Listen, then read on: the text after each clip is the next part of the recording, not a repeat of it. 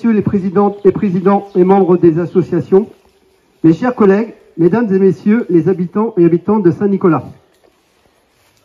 Au nom du conseil municipal, je suis heureux de vous accueillir pour l'inauguration des sentiers d'interprétation du bois de Grisant.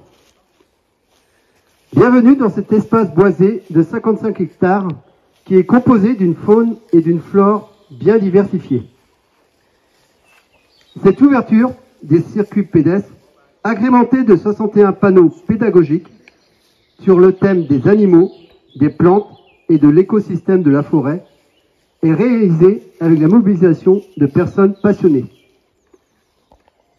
Ce projet, initié depuis le mois de novembre 2020, est financé avec une mesure compensatoire d'un montant de 5 000 € par la société Elicio, suite à l'installation de 11 éoliennes installées en 2015 dans les communes de Ruffiac, Saint-Martin, les Fougerets, la Gacéie et Saint-Nicolas-du-Tertre. La démarche de réhabilitation de ces 3 chemins de randonnée et les aménagements de ces panneaux pédagogiques est une consécration après environ 18 mois d'études, de rencontres et de travaux. Elle est le fruit d'une volonté de développer des circulations douces dans un cadre apaisé et agréable à fréquenter.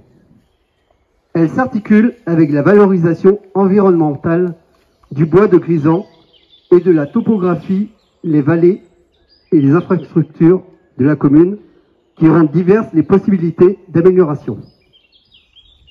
Je voudrais remercier la population de Saint-Nicolas qui, en mars 2021, de façon collective, en toute sécurité et sérénité, avait procédé à une des premières activités de la réhabilitation de ces sentiers par le retrait des filets verts qui protégeaient les arbres plantés il y a 20-25 ans. Aussi, je voudrais tout particulièrement remercier l'équipe de bénévoles qui est là aujourd'hui parmi nous, qui se sont mobilisés en procédant à la préparation du terrain, au débroussaillage et entretien des sentiers.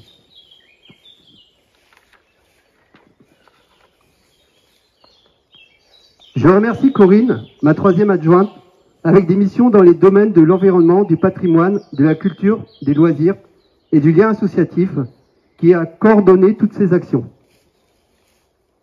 Sur le site de l'inauguration, nous avons repéré un jeune chêne. Corinne nous lira tout à l'heure un texte de présentation de façon symbolique. Je remercie Cyril et Romane, techniciens d'OBC des pôles culture, tourisme, environnement et randonnée. À l'OBC, ils nous ont apporté leurs conseils éclairés. Ils ont notamment participé à la création des visuels, mais aussi au balisage des chemins. Je remercie aussi leurs collègues à la création des... Je remercie aussi leurs collègues des services de la prospective et de la communication. Grâce à leur soutien, ces sentiers sont itinéraires de promenade et de randonnée pédagogique. Ils bénéficient de plaquettes descriptives que vous pouvez retrouver ici ou aux offices de tourisme et sont en cours de présentation avec destination Brocéliande. Enfin, je souhaite remercier les membres du conseil municipal, nos agents techniques, Harold et Thomas, le comité des fêtes pour le prêt et montage des bancs. Seul ou en famille, venez prendre le temps d'une détente créative au sein de la nature et voyez de quoi est capable votre imagination. Merci à tous.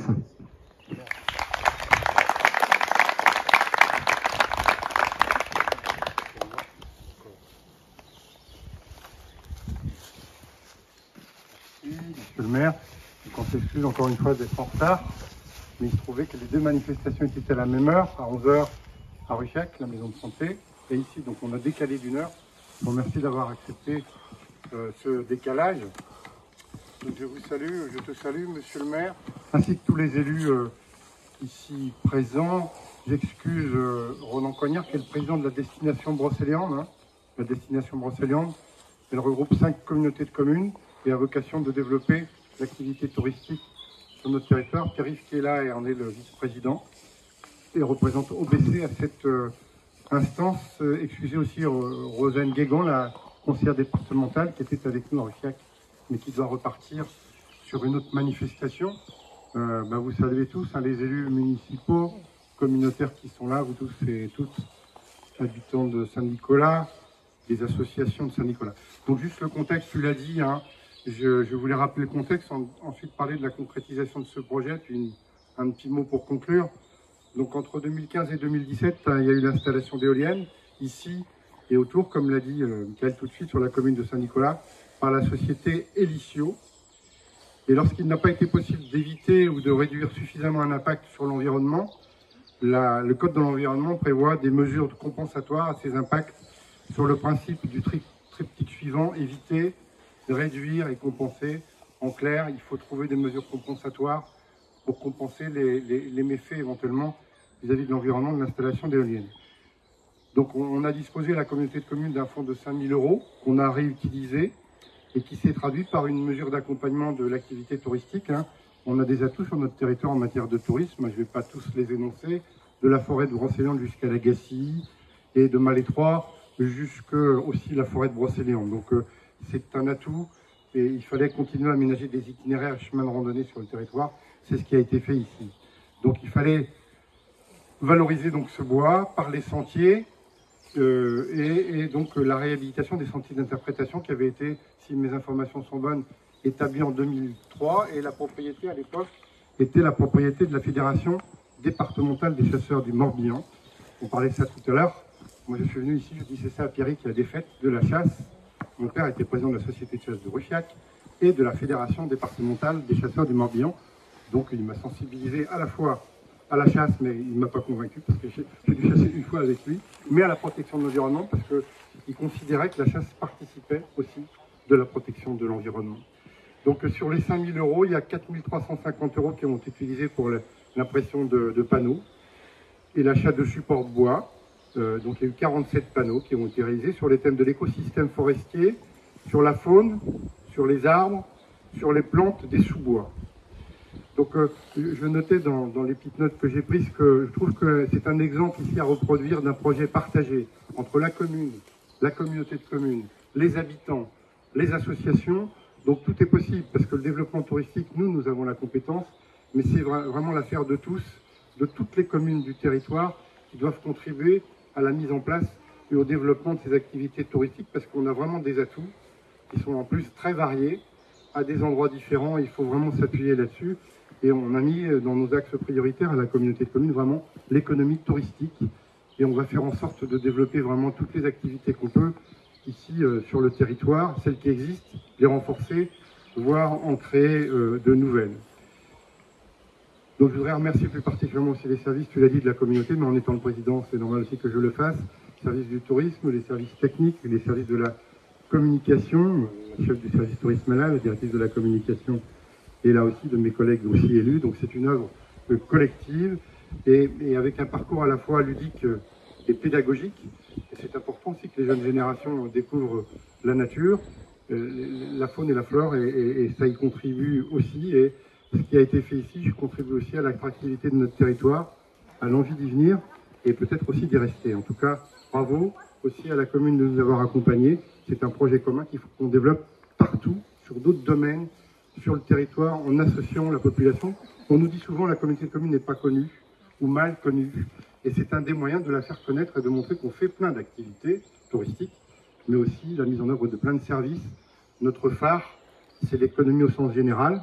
On a des fleurons de l'économie bretonne, départementale, voire nationale. Je pense au groupe Rocher en particulier. Donc on a besoin de l'économie, ça crée du travail, ça crée de l'activité et ça fait venir les gens sur notre territoire. Voilà. Merci de votre accueil et puis je sais pas ce qu'on fait maintenant parce qu'on commence à avoir soif. On n'a pas vu à Rufiac et on a très soif.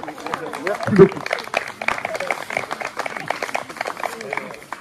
Donc pour symboliser donc l'inauguration, au lieu de planter un arbre, on a préféré mettre en valeur un jeune chêne.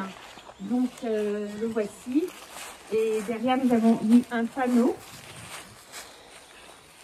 sur lequel est indiqué un petit texte que je vais vous lire. Ce chêne a vu le jour au printemps 2022.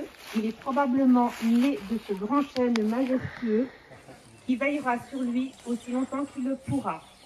Quel avenir allons-nous lui accorder pour que les générations futures puissent le voir grandir, produire, se reproduire? certains de nos arbres ont traversé les siècles, souhaitons qu'ils puissent en être de même pour lui. Donc c'est le petit texte indiqué sur le panneau. Et qui, on espère, restera et qui grandira